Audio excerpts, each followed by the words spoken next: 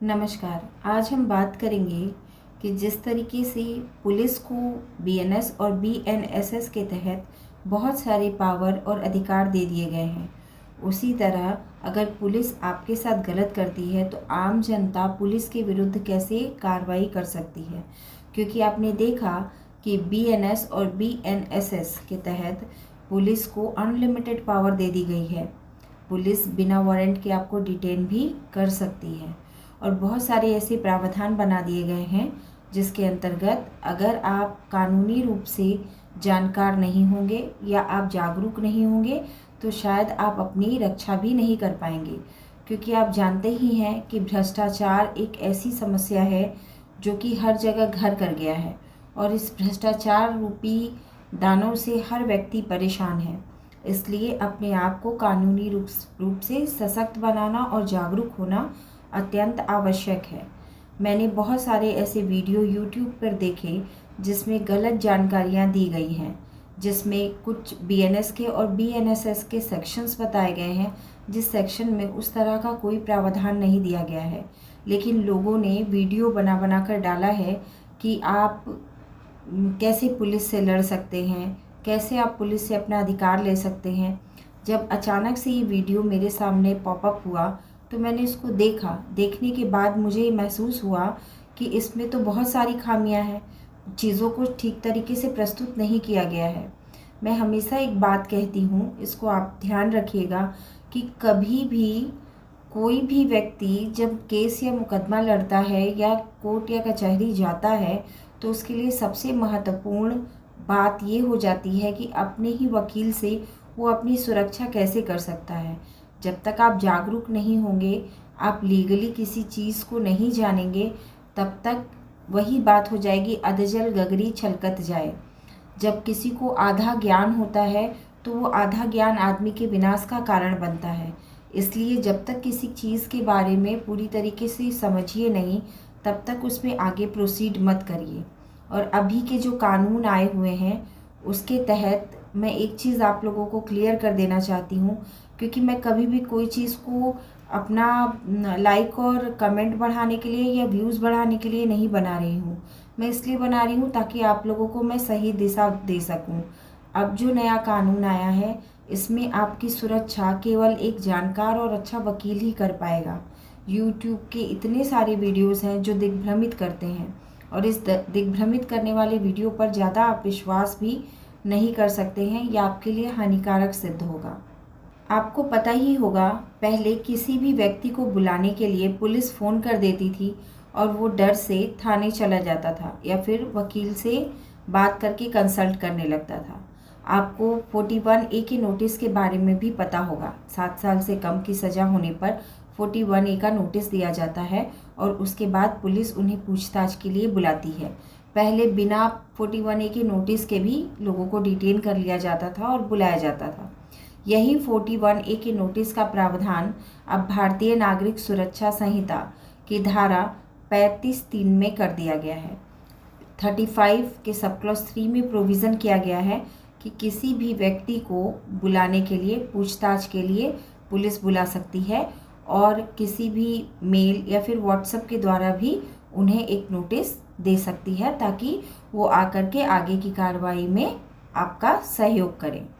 जबकि 35 के sub clause 2 में प्रोविज़न किया गया है, मतलब BNSS के सेक्शन 35 के सब क्लॉज 2 में प्रोविज़न है कि किसी भी गैर संज्ञेय अपराध के लिए आप किसी भी व्यक्ति को गिरफ्तार नहीं कर सकते हैं। ये पहले भी था, गैर संज्ञेय अपराध के लिए आप गिरफ्तारी नहीं कर सकते थे।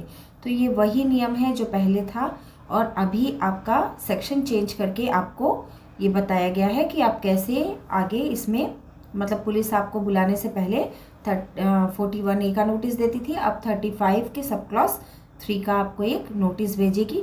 पहले नोटिस घर पर आता था, अब ये ज़रूरी नहीं है, आपको व्हाट्सएप नंबर पर या मेल के द्वारा भी इसकी सूचना दी जा सकती है और आप इनकार नहीं कर सकते कि आपको इसका नोटिस नहीं मिला।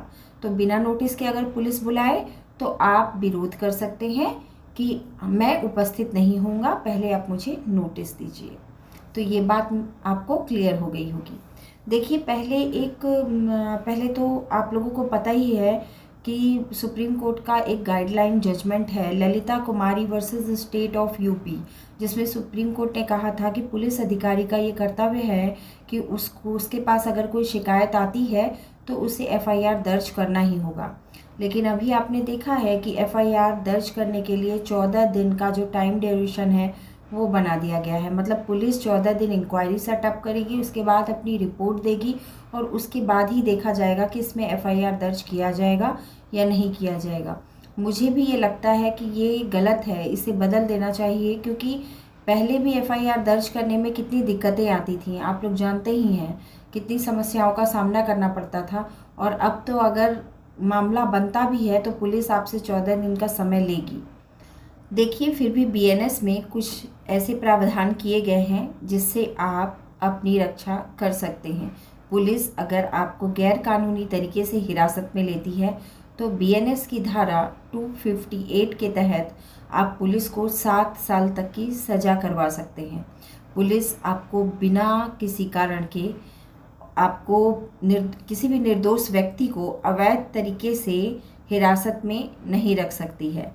अगर ऐसा मामला कोई लगता है कि जो भ्रष्टाचार से रिलेटेड है या फिर द्वेषपूर्ण तरीके से पुलिस के द्वारा किसी निर्दोष व्यक्ति को फंसाया जा रहा है और ये साबित हो जाता है, या फिर बिना नोटिस के पुलिस किसी व्यक्ति को अरेस्ट करती है, तो उसको बीएनएस की धारा 258 के तहत 7 साल तक की सज़ा का प्रावधान किया गया है।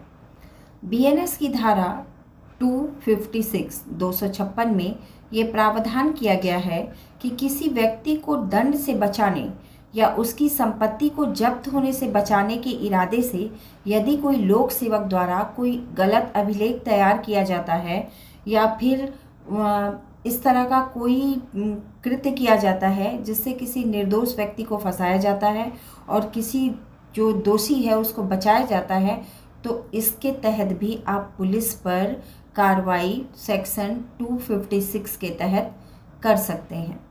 आपको पता ही होगा कि पहले 156(3) में मुकदमा दर्ज किया जाता था। पुलिस के अगेंस्ट भी आप 156(3) में कोर्ट के माध्यम से मुकदमा दर्ज कर सकते थे।